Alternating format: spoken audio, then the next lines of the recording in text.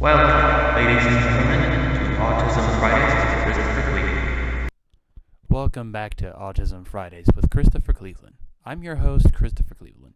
In local news, cases of COVID-19 in the state of Utah have continued to rise at a slower rate than was the case last year. As of recording this episode, nearly 1,100,000 people have at least received their first vaccination shot. Even with this noted, there have still been nearly 16,000 hospitalizations in the state of Utah, along with nearly 2,200 deaths. So far, a little over 2,447,000 people have been tested for the virus, of which there have been a little over 390,000 positive cases. While the majority of these findings are based on people who once were positive but have since either recovered or died, the fight to contain the virus is far from over. On the local level, there are 36 active cases of the virus within Grand County, and I am proud to say that we have had only 24 hospitalizations as well as 0 deaths in the last month, with only 3 since the beginning of the pandemic. The vaccination has also promoted amongst those who have gotten both shots brief talks of asymptomatic testing no longer being required. However, I will follow up on this and see if I will still need to test, as I am one of the education staff that has attained both shots of the Moderna vaccination before the release of the Johnson & Johnson variant. Tourism is back in full bustle here in Moab, but fortunately, we are ready, I think, to meet this challenge. One example of this is the extension of our mask mandate, which will last until the middle of June, or until a number of criteria is met, whichever comes first. Amongst these is a specific number of people being required to take both shots of the Moderna or Pfizer vaccines or one shot of the Johnson & Johnson one, as well as the case count decreasing below a certain level that I'll be sure to share with you next time. I have every confidence that the state will ensure that this mandate will be allowed, and it is my sincerest of hopes that it is vigorously enforced in businesses who choose to go along with it. All I know is that I'm not a fan of having to dodge ill-mannered drivers on Main Street just to be able to get to and from the jobs I work in the education system. In fact, when the quarantine first began and it was declared that our local Jeep Safari was going to be canceled for 2020 as a result, I remember celebrating, going, yes! Because then it meant I wouldn't have to worry for my life on the streets in mid-March. Coming up after the break, our topic of discussion.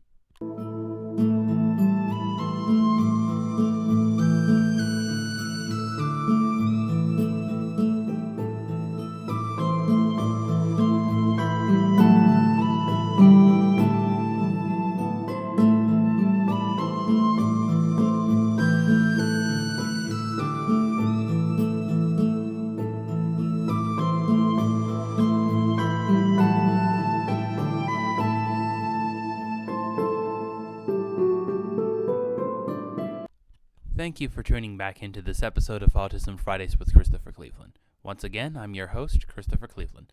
For today's topic, I wanted to talk about ways that autistic people can be enabled to succeed in whatever they want to do with their lives. Because in my case, I was very fortunate to have a supporting father, caring mentors, and good friends. But this isn't always the case for autistic people. In fact, I work with 3 or 4 autistic teenagers who would say that they had a small pool of friends when they met me, and that pool is fast drying up now. In the process of trying to be a mentor for them, I have tried to avoid phrases I hated hearing growing up, such as telling the kids that they should interact with these friends more. First of all, how much more, right? I try to avoid non-specifics like that. Instead, I found that one way autistic people can be supported, while still learning what is in their power to change, is questioning them about what's going on. This seems non-productive, granted, when it's teenagers that we're talking about, as teenage boys in particular can be infamous for being extremely laconic. You want food? Yeah. What kind? Any? Ah! However, I have found that if I am patient enough and insistent enough, I can usually get more out of them. For example, I was working my paraprofessional job and a couple of days ago I was informed that the student I work with was having conflict with another student. I approached him after his teacher explained what she knew and explained to him that I was concerned for him as well as wondering what was causing it. He didn't tell me he knew, but then I asked him if he could remember how it began, and some details came to light. The whole time I mentioned nothing about what his teacher said she knew he did to instigate the problems he was having with this other student, as I didn't want to come off like I was accusing him of a crime. This, along with informing him that I was asked to send him to the behavior counselor after our work was done, got him thinking about how he could make his situation better, and I was later informed by said counselor and the teacher who initiated things that a mutually beneficial solution was reached.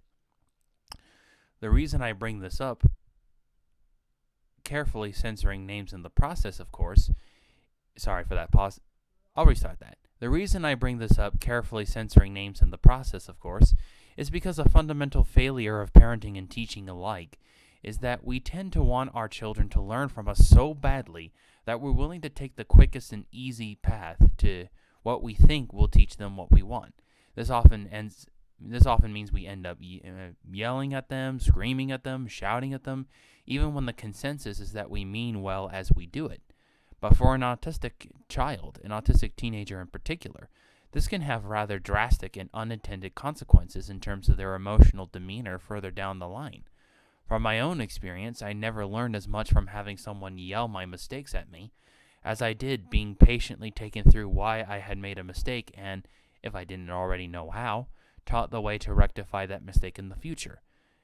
And I had actually been yelled at so much in growing up by my father that I am now indifferent to when anyone else in my life does it.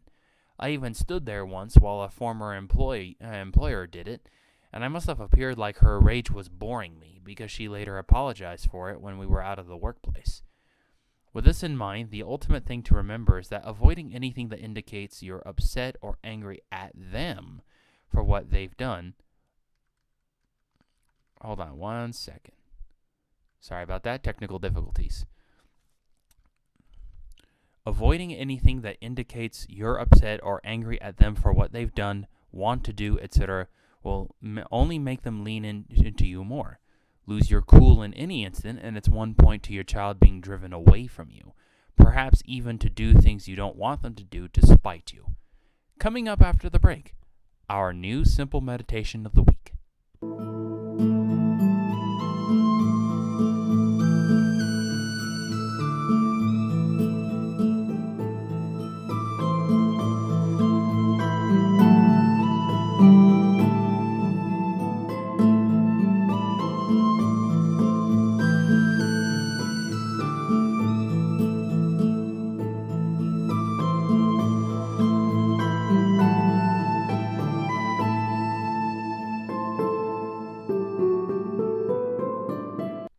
Thank you for tuning back into Autism Fridays with Christopher Cleveland for our final segment of the episode.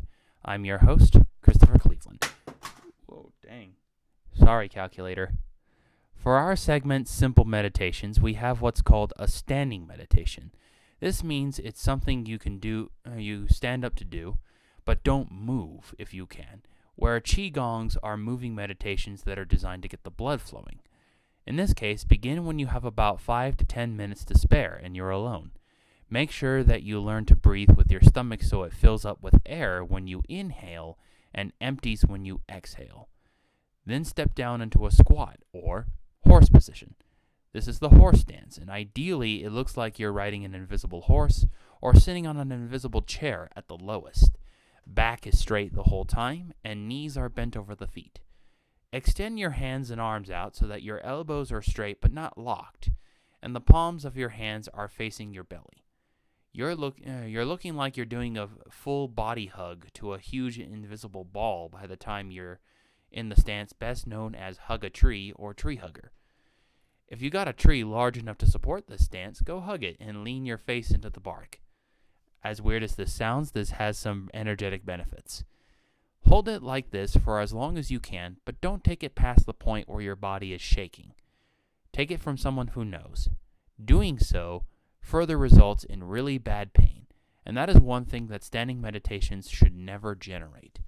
Ideally, one should strive to build up to doing this for at least 20 minutes, but I can definitely see why that amount of time might not be possible for people who are raising children. This has been Autism Fridays with Christopher Cleveland, and I'll see you next time. This episode is dedicated to Milt Stop and Eat restaurant. My grandparents owned this place for 27 years, and during that time, the restaurant became a tourist hotspot for its fresh beef patties, excellent fries, and scrumptious shakes.